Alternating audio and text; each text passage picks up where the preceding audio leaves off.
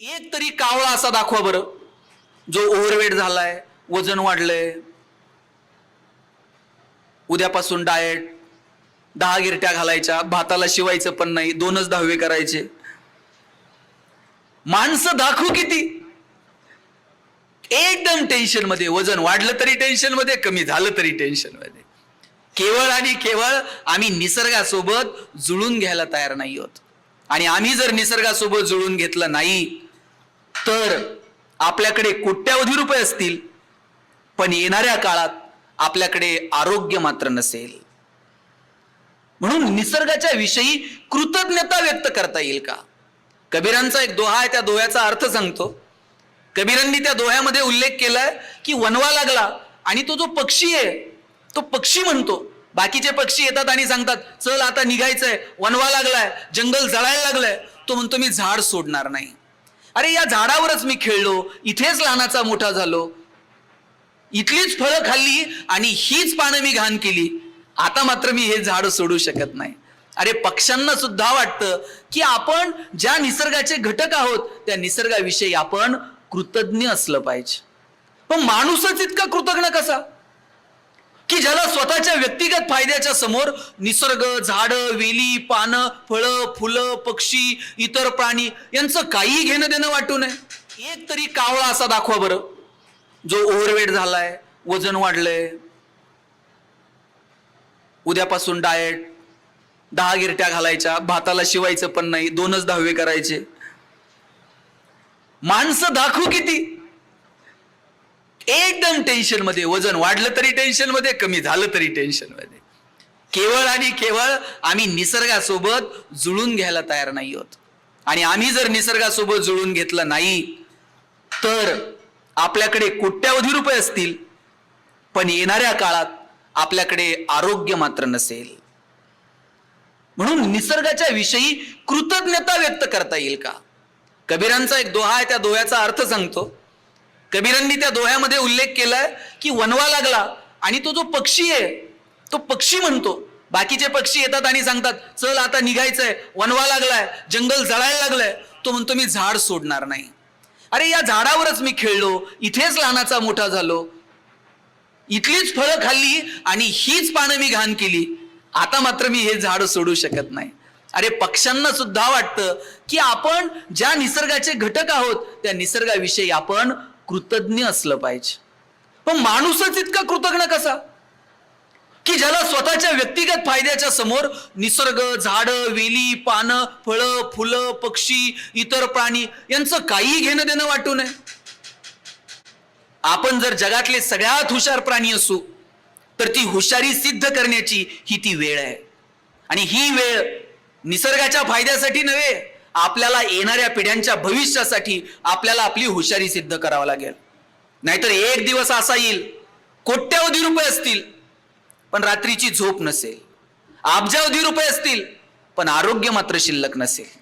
रोज सकाळी उठल्यापासून रात्री झोपेपर्यंत 50 गोळ्या खाव्या लागतील. सकाळी उठल्याबरोबर डोळे उघडावेत म्हणून 4, डोळे उघडल्यावर 2, नाश्त्याच्या आधी 2-4, दुपारी परत 10-12, संध्याकाळी 4-5 आणि रात्री उरलेल्या 2-4. आणि कोणत्या गोळ्या कधी खायच्या तुम्ही लक्षात सुद्धा ठेवायचं नाही, इतकं तंत्रज्ञान पुढे गेलेलं असेल. मार्केटमध्ये चीप येतील छोट्या छोट्या, त्या चीप मध्ये 50 गोळ्या टाकायच्या. 5वीला जशी सटवाई पुजता ना, त्या सटवाईच्या सोबत ही चीप पण पुजायची आणि ती चीप मनगटात टाकून द्यायची पोराच्या आणि तिथं एंट्री करायची, सकाळी 2 ह्या, दुपारी 2 त्या, आणि कामाला जाता जाता एंटर मारायचं. एंटर मारलं का एक एक गोळी रक्तात आपोआप सर्क्युलेट होत चालेल, इतकं तंत्रज्ञान पुढे गेलेलं असेल. बरं त्या चीप लय महाग नसतील, महिला बाल कल्याण विभागाकडनं बीपीएल कुटुंबांना मोफत, एपीएल कुटुंबांना सवलतीच्या दरात, लाडक्या बहिणींना 3 महिन्यातून एकदा.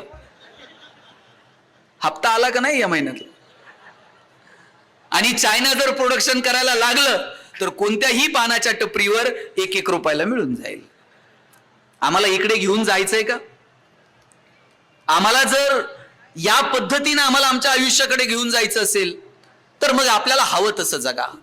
पण आज खरं तर मी तुम्हाला एक विनंती करायला आलोय शक्य तितका निसर्गातला हस्तक्षेप जर आपण थांबवला ना, तरी सुद्धा वृक्षारोपण वगैरे प्रयत्न सुद्धा करायची गरज नाही.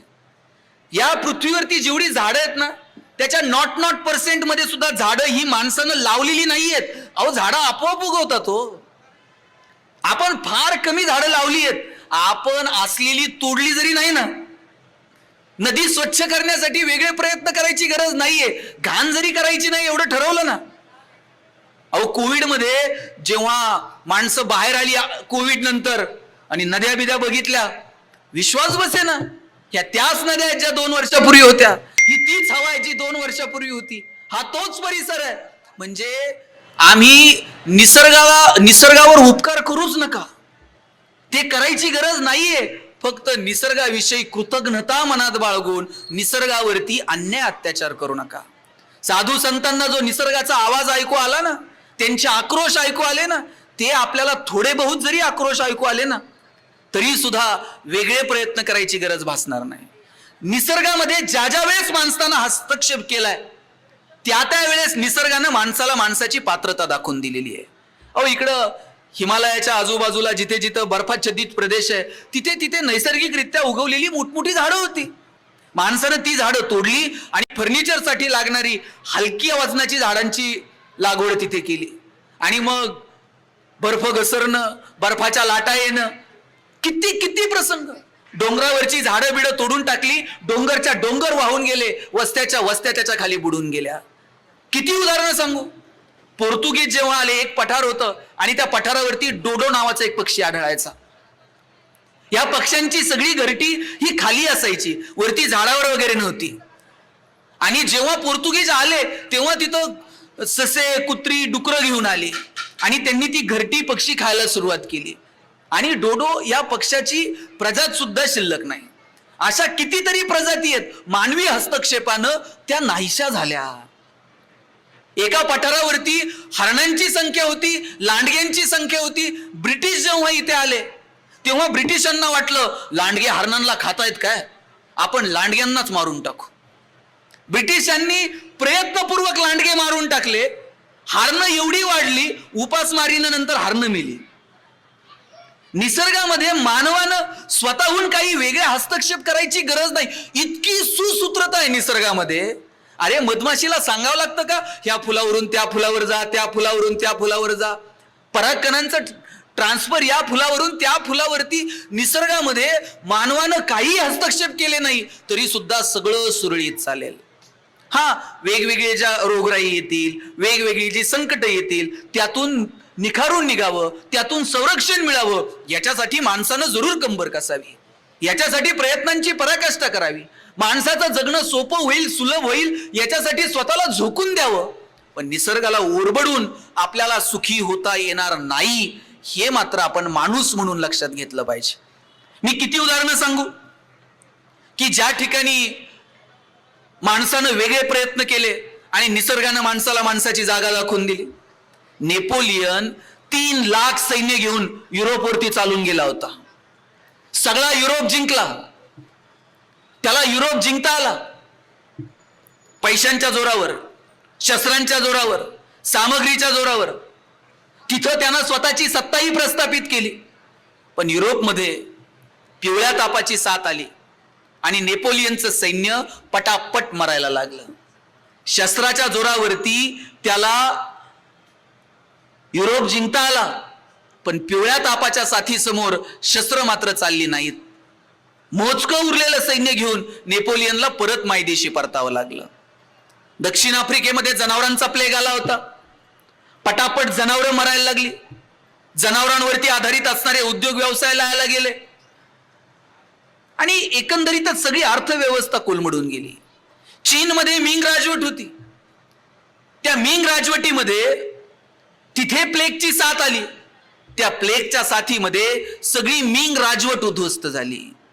निसर्गानं माणसाला वारंवार सांगितलं, बाबांनो, तुम्ही निसर्गासोबत जुळून घ्या. आणि म्हणून आज आपण सगळेजण प्रयत्न करूयात. आणि निसर्गासोबत जुळून घेण्यासाठी अनेक वेगवेगळे पर्याय असतील तुमच्या समोर. आंतरराष्ट्रीय परिषदांमध्ये मोठमोठी भाषणं होतात. कॉलेजमध्ये पर्यावरणाचा आता सब्जेक्ट आलाय. एन्व्हायरमेंटचे प्रोजेक्ट पोरं सादर करतात आणि दुर्दैवानं एन्व्हायरमेंटचा प्रोजेक्ट सादर करताना सुद्धा बहुतांशी पोरांच्या फाईल प्लॅस्टिकच्या असतात. आंतरराष्ट्रीय परिषदांमध्ये गाजलेली भाषणं, त्याच्यावरती झालेल्या चर्चा. अरे स्वीडनमध्ये एक मुलगी, नो फ्रायडे स्कूल, तुम्ही ह्या गप्पा मारणं बंद करा, भाषणं ठोकणं बंद करा, निसर्गावरती थेट काम करायला सुरुवात करा. तिनं सांगितलं शुक्रवारी आम्ही शाळेत जाणार नाही आणि संसदेसमोर त्या देशामध्ये तिनं आंदोलन करायला सुरू केलं. लोक जागृत आहेत, त्यांना कळतंय की आपण आता थेट इम्प्लिमेंटेशन केलं पाहिजे. आणि मला तुमचं कौतुक काय माहितीये, या तुमच्या वृक्षदायी संस्थेचं हे थेट काम आहे. आम्ही येऊ, झाड लावू, वाढवू, टिकू, त्याच्यासाठी आम्ही सगळेजण एकत्र येऊ, जमेल तेवढं काम करू. ह्या थेट इम्प्लिमेंटेशन वरती आपल्याला येण्याची गरज आहे. म्हणजे इथून जाताना काय संदेश घेऊन जायचा ते मला काय माहित नाही, कोण काय बोललं, कुणी काय भाषण केलं, जगात काय झालं, संतांनी काय. माझं थेट काम असेल, पुढच्या वर्षी एक तरी झाड लावील आणि ते वाढवील. लावणं नाही, त्याच्या बरोबरीने वाढवणं. स्वतःच्या लेकराचं जसं संगोपन करतो ना तसं संगोपन करणं. अरे इतिहास आहे या देशाला. राजस्थानमध्ये राजवाडा बांधायचा होता आणि राजानं सांगितलं अमुक अमुक जंगलातली ती अमुक अमुक झाड आहेत ना तेवढी तोडून आणा. बिश्नोई समाज, पुरुष नव्हते गावात, फक्त महिला होत्या आणि त्या सैन्याला कडकडून विरोध केला आणि सांगितलं की ही झाडं बिडं तोडायची नाहीत, आम्ही देव मानतो. कोकणात सुद्धा कितीतरी ठिकाणी देवराई होत्या. पिंपळाच्या झाडाखाली देव असायचा आणि देवाची झाडं म्हणून जंगल जोपासत होती. माणसं शिकलेली नव्हती हो, पण शिक्षित होती, सुशिक्षित होती, सुसंस्कृत होती, सृजनशील होती. आपण अशिक्षितपणाचा टप्पा ओलांडला आणि शिक्षित झालो, पण आपल्याला सुशिक्षित, सुसंस्कृत आणि सृजनशील होण्यासाठी फार मोठा वाव आहे. कोणत्या विद्यापीठात त्यांनी एन्व्हायरमेंटचा कोर्स केला होता, पण त्या बायकांनी सांगितलं की ही झाडं म्हणजे आमचा देव आहे आणि तुम्हाला तोडता येणार नाही. सैन्यानं सांगितलं आमच्या आड येऊ नका, राजाचा आदेश आहे, राजमहालासाठी ही झाडं आणि हेच लाकूड लागणार आहे. सगळ्या स्त्रियांनी त्या झाडांना मिठ्या मारल्या आणि निर्दयी सैन्यानं झाडं महिलांसहित कापली. आणि त्यानंतर चिपको मुवमेंट त्या नावानं पुढे आली. सुंदरलाल बहुगुणा यांनी जी मुवमेंट राबवली, सुंदरलाल बहुगुणा जिथं जाईल तिथे झाडांवरच बोलायचे. आणि एक दिवशी एका माणसानं विचारलं तुम्ही कायम का झाडांवरच बोलता, झाड सोडून तुम्हाला दुसरा विषय नाही बोलायला, तुम्ही झाडांवरच का बोलता. त्यांनी दिले उत्तर इतकं गोड होतं, ते म्हणजे झाडांना बोलता येत नाही म्हणून झाडांवर बोलावं लागतं. आमचे बाबा फार छान सांगायचे, ते म्हणायचे बोलायचंय ना तर कृष्णाशी बोला. म्हणजे एक तर बोलावं कृष्णाशी एकांतात असताना आणि समाजात असताना बोलावं कृष्णावर. म्हणजे अशी माणसं होती हो ताकदीची. त्याला झाडांना बोलता येत नाही म्हणून मी झाडांवरती बोलतो. किती लोकांनी या गोष्टीनं काम सुरू केलं. मला वाटतं आपल्या दारामध्ये बघा, पूर्वजांनी किती छोट्या छोट्या गोष्टी सांगून ठेवल्या. आपल्या दारामध्ये तुळस असली पाहिजे, ती तुळस आपल्याला ऑक्सिजन